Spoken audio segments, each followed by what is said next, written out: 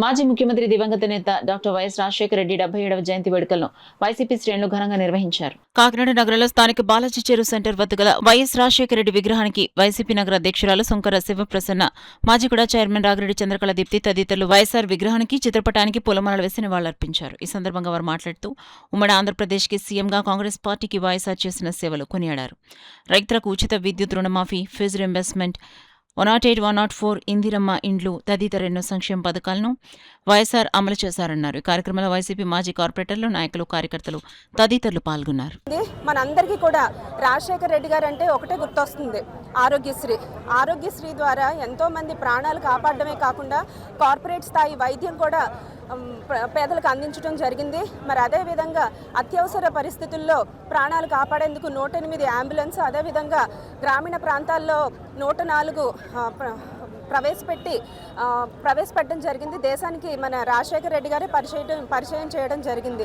మరి అదేవిధంగా పేద విద్యార్థులు చదువుకోవడానికి విప్లవాత్మకమైన నిర్ణయం తీసుకున్నారు. ఫీజు రియంబర్స్మెంట్ ద్వారా ఎంతోమంది డాక్టర్లు, ఇంజనీర్లు వాళ్ళకి కావాల్సిన చదువు చదివే అవకాశాన్ని కల్పించారు ఆ రోజు డాక్టర్ రాజశేఖర రెడ్డి గారు. మరి అదేవిధంగా చూసుకున్నట్లయితే రైతులకు వ్యవసాయం కోసం ఉచిత విద్యుత్తో పాటు కోట్లాది ఎకరాలను సాగునీటిని అందించే ఉద్దేశంతో జలయజ్ఞం అనే ప్రాజెక్ట్ని స్టార్ట్ చేయడం జరిగింది. మరి పేదలకు ఇందిరమ్మ ఇళ్లను అందించారు. అదేవిధంగా మహిళ బాగుంటే కుటుంబం బాగుంటుంది, కుటుంబం బాగుంటే సమాజం బాగుంటుంది అని నమ్మిన వ్యక్తి రాజశేఖర రెడ్డి గారు.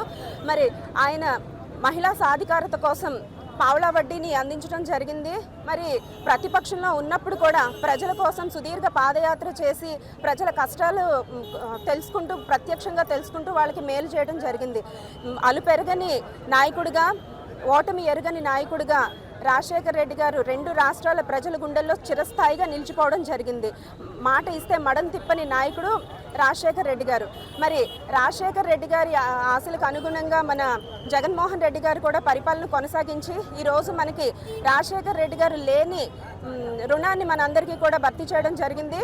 మన జగనన్న రూపంలో రాజశేఖర రెడ్డి గారి ఆశీస్సులు మనకి ఎప్పుడు ఉంటాయని తెలియజేసుకుంటూ, మన అందరం కూడా ఒకటి ఆలోచించాలి.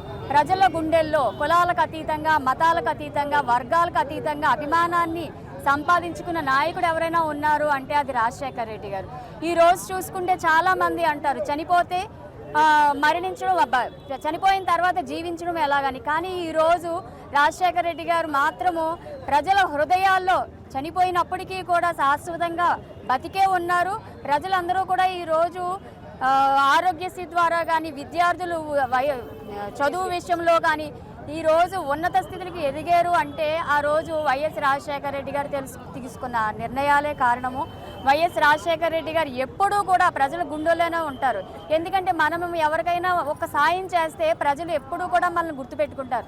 అలాంటిది ఈ రాష్ట్రానికి ఎంతో సేవ చేసిన నాయకుడు, ప్రజలందరూ బాగుండాలి, ముఖ్యంగా మహిళలు బాగుండాలని మహిళా పక్షపాతిగా పేరు తెచ్చుకున్న వైఎస్ రాజశేఖర రెడ్డి గారి యొక్క ఆశయాలకు అనుగుణంగా ఈరోజు యువత కానీ ప్రతి ఒక్కళ్ళు కూడా ఆయన మార్గంలో ముందుకెళ్లాలని చెప్పేసి కోరుకుంటూ, ఆయన అడుగు వేస్తూ తండ్రికి తగ్గ తనయుడిగా 2 అడుగులు ముందుంటూ ఈరోజు జగన్మోహన్ రెడ్డి గారి పరిపాలన సాగించారు.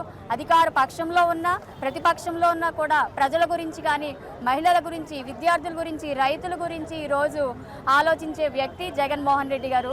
పైనున్న వైఎస్ రాజశేఖర రెడ్డి గారి యొక్క ఆశీస్సులతో మళ్ళీ 2029 ఎలక్షన్స్లో జగన్మోహన్ రెడ్డి గారిని మనం అందరం కలిపి సీఎంగా చూస్తామని చెప్పేసి ఆ భగవంతుడు ఆశీస్సులు ఆయనకు ఉండాలి, రాజశేఖర రెడ్డి గారి ఆశీస్సులు ఆయనకు ఉండాలని తెలియజేసుకుంటూ, ముఖ్యంగా ఈరోజు మన మాజీ ఎమ్మెల్యే ద్వారంపూడి చంద్రశేఖర రెడ్డి గారి యొక్క జన్మదినం కూడా మా అందరి తరపున కూడా మన చంద్రశేఖర రెడ్డి గారికి జన్మదిన శుభాకాంక్షలు తెలియజేస్తున్నాం.